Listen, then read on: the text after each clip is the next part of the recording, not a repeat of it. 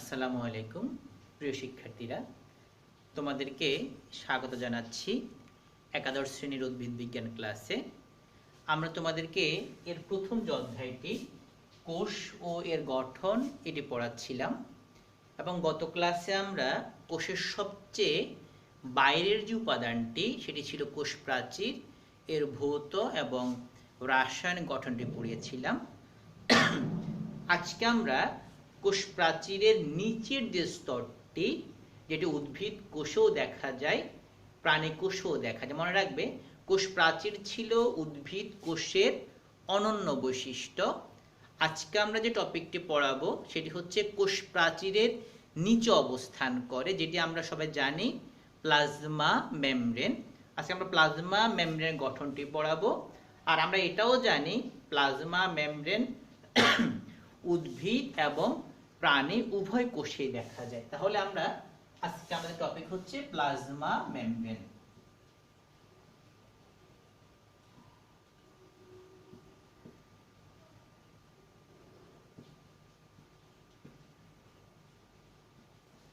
শিক্ষার্থীরা, আমরা যখন লিখাবো বা পড়াবো তোমার সঙ্গে সঙ্গে বিষয়গুলো নোট করার চেষ্টা করবে আগের মতোই। খেয়াল করো, এখান থেকে নাম থেকে আমরা খানিকটা হলেও বুঝতে পারি প্লাজমা।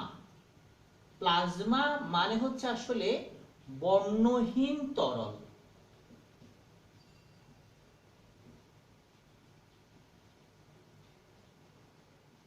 আর আমরা জানি মেমব্রেন মানে হচ্ছে আবরণ।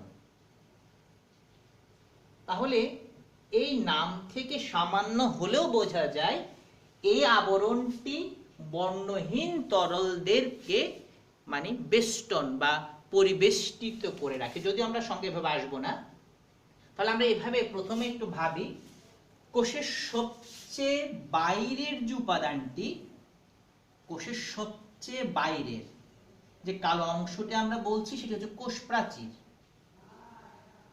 কোষ প্রাচীর, খেয়াল করো, যেহেতু আমরা কোষের যখন বিভিন্ন অংশটি পড়িয়েছিলাম তখন আমরা জানি কোষ প্রাচীরের নিচে যে অংশটি রয়েছে বা কোষ প্রাচীরের নিচে যে পর্দাটি রয়েছে, যেটা আমরা এখানে লাল বর্ণ দিয়ে প্রকাশ করেছি, সেই পর্দাটির নাম হচ্ছে প্লাজমা মেমব্রেন বা কোষ ঝিল্লি।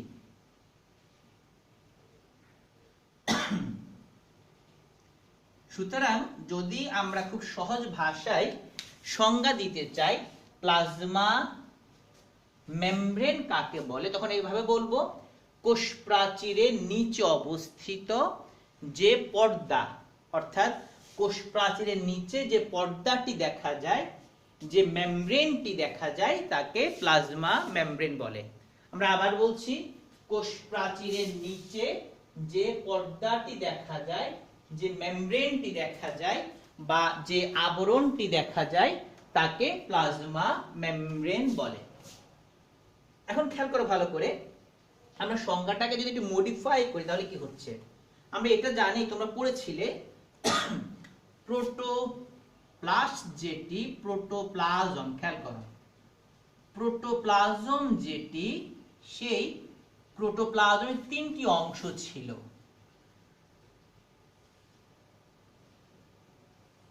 একটা ছিল প্লাজমা মেমব্রেন,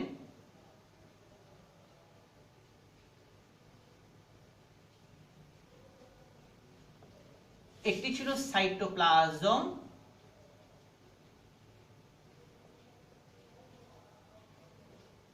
আরেকটি ছিল নিউক্লিয়াস।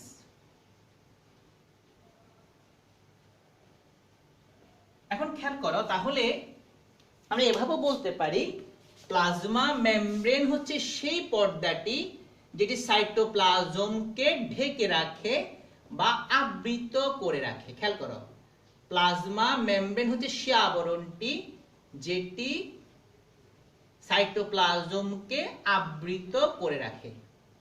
তাহলে প্রশ্ন আসবে, তাহলে আমরা এটা কেন বলবো না নিউক্লিয়াসকে আবৃত করে রাখে? কেন? খেয়াল করো, কারণ নিউক্লিয়াসের নিজস্ব একটি মেমব্রেন রয়েছে। আমরা জানি নিউক্লিয়াসের চারটি উপাদান আমরা পড়েছি: নিউক্লিয়ার মেমব্রেন, নিউক্লিওপ্লাজম, নিউক্লিওলাস এবং ক্রোমাটিন জালিকা বা ক্রোমাটিন তন্তু। যেহেতু নিউক্লিয়াস তার নিজস্ব একটি আবরণ রয়েছে, সুতরাং এভাবে বললে চলবে কোষ প্রাচীরের নিচে অবস্থিত যে পর্দাটি সাইটোপ্লাজমকে আবৃত করে রাখে তাকে প্লাজমা মেমব্রেন বলে। তাহলে আমরা দুটো সংজ্ঞা পেলাম কি কি? কোষ প্রাচীরের নিচে অবস্থিত সাইটোপ্লাজমকে আবৃত করে রাখে যে পর্দাটি তাকে বলা হয় প্লাজমা মেমব্রেন। এখন আবার প্রশ্ন আসছে, তাহলে প্লাজমা মেমব্রেন কয় স্তরী? প্রথমে কেউ বলতো দ্বিস্তরী, কেউ বলতো ত্রিস্তরী, কেউ বলতো এদিকে থাকে প্রোটিন, কেউ বললো এখানে লিপিড, কেউ প্রোটিন। তার মানে কি প্রোটিন একটা স্তর, লিপিড একটা স্তর, প্রোটিন একটা স্তর। কয় স্তর হলো? 1 2 3। তার মানে কেউ বললো প্রথম 3 স্তরী, আবার কেউ বললো না এটা হলো ফসফোলিপিড বা লিপ্রোপ্রোটিন দিয়ে গঠিত দ্বিস্তরী। তাই আমরা ওই সংজ্ঞায় যাব না, কারণ আমরা এরপরে সবচেয়ে গ্রহণযোগ্য যে মডেলটি পড়ব, যাকে আমরা ফ্লুইড মোজাইক মডেল বলি, ওই মডেলে কিন্তু দ্বিস্তরী বা ত্রিস্তরী এমনটি না, আমরা পড়লে বুঝবে। আমরা এভাবে বলবো প্লাজমা মেমব্রেনের মূল উপাদান হচ্ছে দুটি, একটি হচ্ছে লিপিড আর একটা হচ্ছে প্রোটিন, মূল উপাদান। এছাড়াও কার্বোহাইড্রেট, কোলেস্টেরল রয়েছে। তাহলে আমরা এভাবে বলতে পারি কোষ প্রাচীরের নিচে, খেয়াল করো, কোষ প্রাচীরের নিচে অবস্থিত লিপিড এবং প্রোটিনের সমন্বয়ে গঠিত। নেক্সট ওয়ান বলি প্লাজমা মেমব্রেন যেটি, এটা হচ্ছে বৈষম্য ভেদ্য। বৈষম্য ভেদ্য এই শব্দটি আমরা সংজ্ঞাতে পড়েছিলাম কোষে, মনে রাখবে বৈষম্য ভেদ্য পর্দা মানে হচ্ছে যে পর্দা ভেদ করে দ্রাবক যেতে পারবে। খেয়াল করো, দ্রাবক যেতে পারবে বাট দ্রব যেতে পারে না। অর্থাৎ যে পর্দা ভেদ করে দ্রাবক যেতে পারে বা দ্রাবক যাতায়াত করতে পারে কিন্তু দ্রব যাতায়াত করতে পারে না, তাকে বলা হয় বৈষম্য ভেদ্য পর্দা। সুতরাং আমরা যদি এই কথাগুলো একসাথে করি, খেয়াল করো, কোষ প্রাচীরের নিচে অবস্থিত সাইটোপ্লাজমকে আবৃত করে রাখে, লিপিড ও প্রোটিনের সমন্বয়ে গঠিত এবং বৈষম্য ভেদ্য। এই সবগুলো শব্দ যোগ করে যদি আমরা পরীক্ষার জন্য সংজ্ঞা লিখে ভাবে লিখবো, আমরা লিখবো সংজ্ঞাটা, আমরা ফাইনাল সংজ্ঞাটা বলছি। কোষ প্রাচীরের নিচে সমস্ত সাইটোপ্লাজমকে আবৃত করে লিপিড ও প্রোটিনের সমন্বয়ে গঠিত যে বৈষম্য ভেদ্য পর্দা দেখা যায়, আমরা দ্বিস্তরী বা ত্রিস্তরী বলছি না, তাকে প্লাজমা মেমব্রেন বলে। আবার বলছি, কোষ প্রাচীরের নিচে সমগ্র সাইটোপ্লাজমকে আবৃত করে লিপিড ও প্রোটিনের সমন্বয়ে গঠিত যে বৈষম্য ভেদ্য পর্দা দেখা যায় তাকে প্লাজমা মেমব্রেন বলে। এবং এই প্লাজমা মেমব্রেনটা উদ্ভিদ এবং প্রাণী উভয় কোষেই কিন্তু দেখা যায়। এখন দেখো, এই প্লাজমা মেমব্রেনের আরো কয়েকটি নাম আছে। প্রথম নাম হচ্ছে কোষ ঝিল্লি। খেয়াল করো, কোষ ঝিল্লি। আর কোষ ঝিল্লি কেন বলে আমরা বুঝতে পেরেছি, কারণ যেহেতু এটি কোষের আবরণ বা পর্দা, তাই বলছি কোষ ঝিল্লি। তাহলে ঝিল্লি মানে আবরণ বা পর্দা, কার পর্দা? কোষের পর্দা, তাই কোষ ঝিল্লি। আরেকটা নাম আছে, খেয়াল করো, প্লাজমা মেমব্রেন। প্রশ্ন, প্লাজমা মেমব্রেন কেন? দেখো, মেমব্রেন মানে হচ্ছে আবরণ বা পর্দা, প্লাজমা হচ্ছে তরল, যেহেতু এটি তরল উপাদানকে, যেটা সাইটোপ্লাজমীয়, এটি তরল উপাদানকে আবৃত করে রাখে, তাই বলছি প্লাজমা মেমব্রেন। এবার আসো, এর আরেকটা নাম আছে সাইটোপ্লাজমিক মেমব্রেন। Cytoplasmic membrane. তাহলে প্রশ্ন আসছে একইভাবে, সাইটোপ্লাজমিক মেমব্রেন কেন? খেয়াল করো, মেমব্রেন মানে হচ্ছে পর্দা বা আবরণ, যেহেতু সাইটোপ্লাজমকে আবৃত করে রাখে তাই সাইটোপ্লাজমিক মেমব্রেন। আরেকটা নাম আছে বায়ো মেমব্রেন। খেয়াল করো, বায়ো মেমব্রেন। দেখো, বায়ো শব্দটি আসছে বায়োস থেকে, আর বায়োস মানে হচ্ছে লাইফ, জীবন। খেয়াল করো, যেহেতু এটি জীবনকে, প্রোটোপ্লাজমের যে মূল উপাদানটি, সে লাইফে সার্ভাইভ করার জন্য কোষের মধ্যে যে উপাদানগুলো থাকে, ওই উপাদানগুলোকে বা লাইফটিকে আবৃত করে রাখে, অর্থাৎ লাইফের যে মূল উপাদানটা সেটি এই প্লাজমা মেমব্রেন দ্বারা বা কোষ ঝিল্লি দ্বারা আবৃত থাকে, তাকে কি বলা হয়? Bio membrane. তার মানে হচ্ছে প্লাজমা মেমব্রেনকে একদিকে তুমি কোষ ঝিল্লি বলতে পারো, অন্যদিকে বলতে পারো সাইটোপ্লাজমিক মেমব্রেন, বলতে পারো বায়ো মেমব্রেন, সবটাই বলা যায়। সুতরাং আমরা বুঝতে পেরেছি এ পর্যন্ত প্লাজমা মেমব্রেন হচ্ছে কোষ প্রাচীরের নিচে অবস্থিত, যেটি সাইটোপ্লাজমকে আবৃত করে রাখবে, তৈরি হবে লিপিড এবং প্রোটিনের সমন্বয়, এবং এর ক্যারেক্টার হচ্ছে এটি হচ্ছে বৈষম্যভেদ্য। এই যে প্লাজমা মেমব্রেনটি রয়েছে, সেই প্লাজমা মেমব্রেনের অনেকগুলো গঠন রয়েছে, বাট তার মধ্যে সবচেয়ে গ্রহণযোগ্য যে মডেলটি, তোমরা নাম শুনছো স্যান্ডউইচ মডেল, তারপরে অনেকগুলো পিএলএফপি মডেল আছে, আমরা সবচেয়ে গ্রহণযোগ্য যে মডেলটি, সেই মডেলটি হচ্ছে সিঙ্গার এবং নিকোলসন কর্তৃক প্রদত্ত প্লাজমা মেমব্রেনের ফ্লুইড মোজাইক মডেল। আর আমরা এখন তোমাদেরকে সেই ফ্লুইড মোজাইক মডেলটি পড়াচ্ছি। এখন তাহলে আমরা শুরু করছি প্লাজমা মেমব্রেনের ফ্লুইড মোজাইক মডেল। হ্যাঁ, খেয়াল করো, দুইজন সায়েন্টিস্ট, একজন, আমরা এখন তাহলে তোমাদেরকে প্লাজমা মেমব্রেনের গঠন সংক্রান্ত সর্বাপেক্ষা গ্রহণযোগ্য যে মডেলটি, সেটা হচ্ছে ফ্লুইড মোজাইক মডেল, সেই মডেলটি পড়াচ্ছি। দেখো, তাহলে বলছে দুজন সায়েন্টিস্ট, বিজ্ঞানী সিঙ্গার এবং নিকোলসন 1972 সালে এই মডেলটি প্রদান করেন। বলা হয় আজ পর্যন্ত যতগুলো মডেল প্রদান করা হয়েছে তার মধ্যে সর্বাপেক্ষা গ্রহণযোগ্য এই মডেলটি হচ্ছে সিঙ্গার এবং নিকোলসন কর্তৃক প্রদত্ত ফ্লুইড মোজাইক মডেল। আমরা শুরু করছি।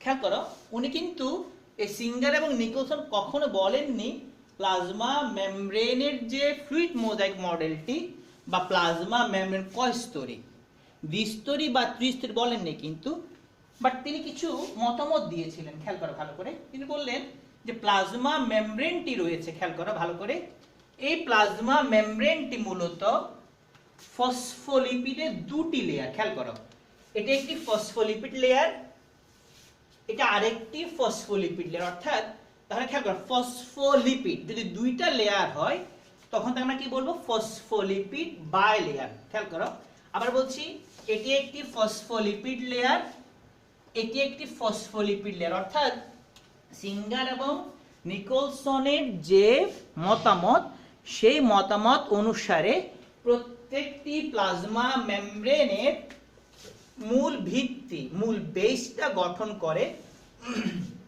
ফসফোলিপিডের দুইটা স্তর, যাকে তারা বললেন ফসফোলিপিড বাইলেয়ার। এখন দেখো, যদি আমরা একটা অণুকে দেখাই, এই একটা অণু, এই হচ্ছে ফসফোলিপিড লেয়ার, আর প্রত্যেকটি অণু, খেয়াল করো, প্রত্যেকটি অণু দুটি প্রান্ত, হলো মাথা হেড, আর হলো টেল লেজ। তাহলে দেখো যে ফসফোলিপিড অণু দুটো প্রান্তের মধ্যে মাথা যেটি আছে, খেয়াল করো, এই মাথাটি হচ্ছে পানি আকর্ষী, এটা পানিকে আকর্ষণ করে, আর লেজটি হচ্ছে পানি বিকোষী। আবার বলছি, প্রত্যেকটি ফসফোলিপিড অণুর দুটি প্রান্ত, মাথা লেজ, মাথাটি হলো পানি আকর্ষী আর লেজটি হচ্ছে পানি বিকোষী। এখন খেয়াল করে এখানে ভালো করে দেখো, মাথাগুলো কিন্তু পরস্পরের বিপরীত দিকে রয়েছে, আর দেখো লেজটা কিন্তু মুখোমুখি। তার মানে হচ্ছে দেখো, পানি আকর্ষী প্রান্ত পরস্পরের বিপরীত দিকে, আর পানি বিকোষী প্রান্ত সামনাসামনি। এখন ভাবো ভালো করে, যদি পানি আকর্ষী প্রান্ত মাঝখানে মানে এদিকে থাকতো, অর্থাৎ মাথা যদি এইদিকে না থেকে এইদিকে থাকতো, তাহলে কি হতো? খেয়াল করো, এটা প্লাজমা মেমব্রেন, মাঝখানে পানি আকর্ষী উপাদান, ফলে প্লাজমা মেমব্রেনের মাঝখানে এইখানে, এখানে একটু বুঝিয়ে বলি, দেখো কি হইতো, এইখানে মাঝখানে পানি ঢুকে, যদি এটা পানি আকর্ষী হইতো তাহলে মাঝখানে পানি ঢুকে প্লাজমা মেমব্রেনটা ফুলে যেত। এবার খেয়াল করো, অন্যদিকে ভাবো, এখন দেখো আবার এই যে লেন্সটা হচ্ছে পানি বিকোষী, এই লেন্সটা পানি বিকোষী হওয়াতে দেখো মাঝখানে কিন্তু কোনো পানি প্রবেশ করতে পারবে না, কারণ যেহেতু লেন্সটি পানি বিকোষী, সে পানি প্রবেশ করতে দিবে না। এখন দেখো, যদি এমন হতো, পানিটা পানি আকর্ষীটা যদি এদিকে হতো ফুলে যেত, উল্টা ভাবো, যদি পানি বিকোষী থাকতো এদিকে, অর্থাৎ লেন্সটা যদি এইদিকে থাকতো এদিকে থাকতো, তাহলে কি হতো? তাহলে এইখানে এই যে প্রোটোপ্লাজমটি রয়েছে, প্লাজমা মেমব্রেন প্রোটোপ্লাজম, তাহলে প্রোটোপ্লাজমে কোনো পানি প্লাজমা মেমব্রেনের সাথে লাগতে পারত। তার মানে হচ্ছে পানি সবসময় থাকতো প্লাজমা মেমব্রেন থেকে দূরে, অথবা পানি থাকতে একদম প্লাজমা মেমব্রেন মাঝখানে ফুলে থাকতো। সুতরাং বলছে এই গঠনটির কারণে মাথাগুলো পরস্পর বিপরীত দিকে এবং লেজটি সামনাসামনি থাকার কারণে প্লাজমা মেমব্রেন এর সাথে পানি লেগে থাকে, কিন্তু দুইটা স্তরের মাঝখানে পানি থাকে না। এটা মূল গঠন। তার মানে হচ্ছে এভাবে আমরা সামারি করতে পারি, এখানে প্লাজমা মেমব্রেনের মূল ভিত্তি গঠন করে ফসফোলিপিড বাইলেয়ার। প্রত্যেকটা ফসফোলিপিড অণু দুইটা প্রান্ত থাকে, মাথা লেজ। মাথাটি পানি আকর্ষী যারা পরস্পরের বিপরীত দিকে, লেজটি পানি বিকর্ষী যারা পরস্পরের মুখোমুখি অবস্থান করে। এখন দেখো এই ফসফোলিপিড লেয়ারের মধ্যে মূলত 3 ধরনের প্রোটিন দেখা যায়। খেয়াল করো ভালো করে। এই ফসফোলিপিড যদি আমি ভাবি এটা লিপিড, এটা একটা লিপিড, চল খেয়াল করো এখানে 3 ধরনের প্রোটিন দেখা যায়। এক, দেখো কিছু প্রোটিন রয়েছে, এবার যদি আমি ভাবি আমার হাত দিয়ে বোঝাই, কিছু প্রোটিন রয়েছে যে প্রোটিনগুলো একেবারে দেখো দুটি স্তরের মাঝে আটকে থাকে, ভাবে আটকে থাকে।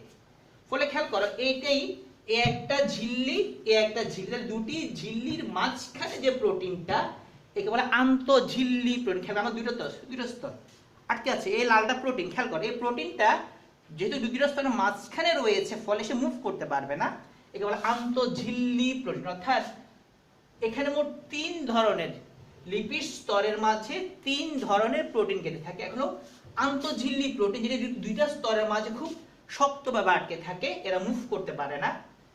কিছু প্রোটিন আছে যেগুলো একেবারে প্রান্তে একদম দেখো আলতোভাবে লেগে থাকে, ফলে এরা মুভ করতে পারে, বলে প্রান্তীয় প্রোটিন। আর কিছু প্রোটিন দেখো আংশিকভাবে প্রথিত, এটা বলে অন্তর্নিহিত প্রোটিন। আবার বলছি লিপিড স্তরের মাঝে 3 ধরনের প্রোটিন রয়েছে। কিছু প্রোটিন দুটি স্তরের মাঝে গেঁথে থাকে, নড়তে পারে না, আন্তঃঝিল্লি প্রোটিন। কিছু একেবারে প্রান্তের দিকে রয়েছে, বলে প্রান্তীয় প্রোটিন, মুভ করতে পারে এভাবে। কিছু আছে আংশিকভাবে প্রথিত রয়েছে, এটাকে বলা হয় অন্তর্নিহিত প্রোটিন। আচ্ছা এবার খেয়াল করো এই সবুজগুলো রয়েছে, সবুজগুলো গ্লাইকোজেন, এটা কার্বোহাইড্রেট। সুতরাং যদি কার্বোহাইড্রেট বা গ্লাইকোজেন থাকে প্রোটিনের সাথে তখন তাকে বলা হয় গ্লাইকোপ্রোটিন। খেয়াল করো যখন এই কার্বোহাইড্রেট থাকে প্রোটিনের সাথে বলা হয় গ্লাইকোপ্রোটিন। আর কখনো কখনো দেখো এগুলো লিপিডের মাথা, লিপিডের সাথে থাকে গ্লাইকোজেন, তখন বলা হয় গ্লাইকোলিপিড। আর এই গ্লাইকোলিপিড এবং গ্লাইকোপ্রোটিনকে একসাথে বলা হয় গ্লাইকোক্যালিক্স। গ্লাইকোলিপিড এবং গ্লাইকোপ্রোটিনকে একসাথে বলা হয় গ্লাইকোক্যালিক্স। হ্যাঁ, এছাড়াও দেখো হলুদ যেগুলো আছে কোলেস্টেরল থাকতে পারে। অর্থাৎ গ্লাইকোলিপিড এবং গ্লাইকোপ্রোটিন একসাথে গ্লাইকোক্যালিক্স গঠন করে, এছাড়াও কোলেস্টেরল থাকতে পারে। এবার একটু ভালো করে খেয়াল করো, আমরা এখান থেকে একটু বুঝে বলি। অর্থাৎ এটা কি এখন যে কালার হলো খেয়াল কর, এটি হচ্ছে ফসফোলিপিড বাইলেয়ার পেলাম। এবার আসো ফসফোলিপিড বাইলেয়ার কয়টা প্রান্ত? 2টা প্রান্ত, মাথা লেজ। মাথাগুলো বিপরীত দিকে, লেজটা সামনাসামনি। ফসফোলিপিড বাইলেয়ারে কয় ধরনের প্রোটিন রয়েছে? 3 ধরনের। কি কি? 1 নাম্বার আন্তঃঝিল্লি প্রোটিন, যেটা 2টা ঝিল্লির মাঝখানে আছে। 2 নাম্বার অন্তর্নিহিত প্রোটিন, যেটি একটি ঝিল্লির মাঝখানে আংশিকভাবে প্রথিত আছে। লাস্ট ওয়ান প্রান্তীয় প্রোটিন, একেবারে প্রান্তে রয়েছে, এটি মুভ করতে পারে। লালটা হচ্ছে গ্লাইকোজেন, যখন লিপিডের সাথে গ্লাইকোজেনটি থাকবে নাম কি হবে? গ্লাইকোলিপিড।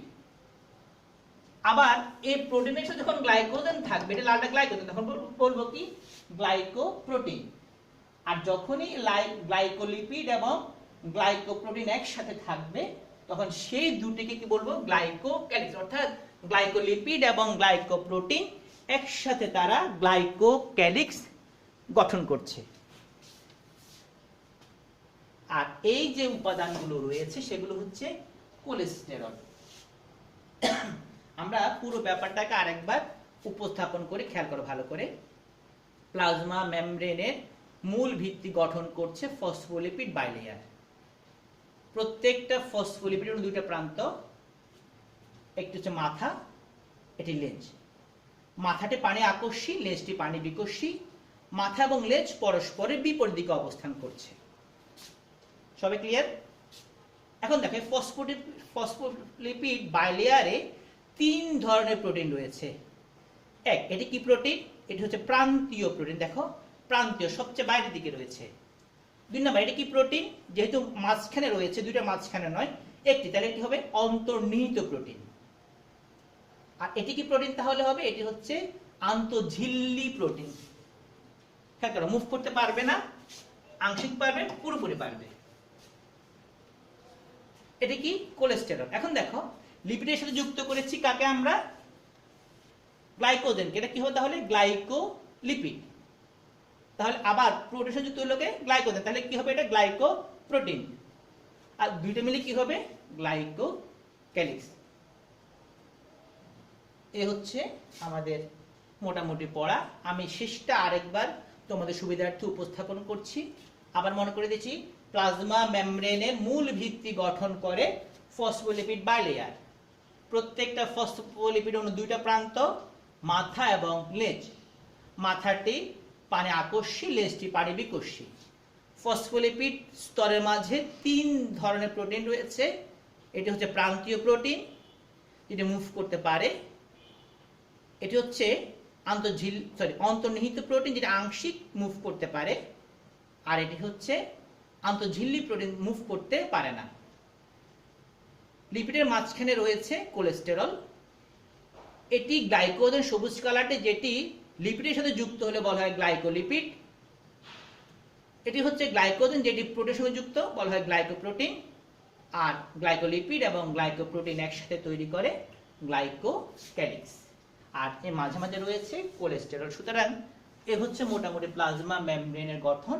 আর কাজগুলো কমনলি তোমরা জানোই। এটা প্রোটেকশন দেয়, বিভিন্ন দ্রব্যের আদান প্রদান নিশ্চিত করে বা জাতি নিশ্চিত করে, তারপর অভ্যন্তর উপাদানগুলোকে রক্ষা করে, এই বিষয়গুলো। আর প্রিয় শিক্ষার্থীরা, আশা করছি প্লাজমা মেমব্রেনে গঠন নিতে পারবে ইনশাল্লাহ। তো আজকে এ পর্যন্ত, আবার দেখা হবে ইনশাল্লাহ। আসসালামু আলাইকুম।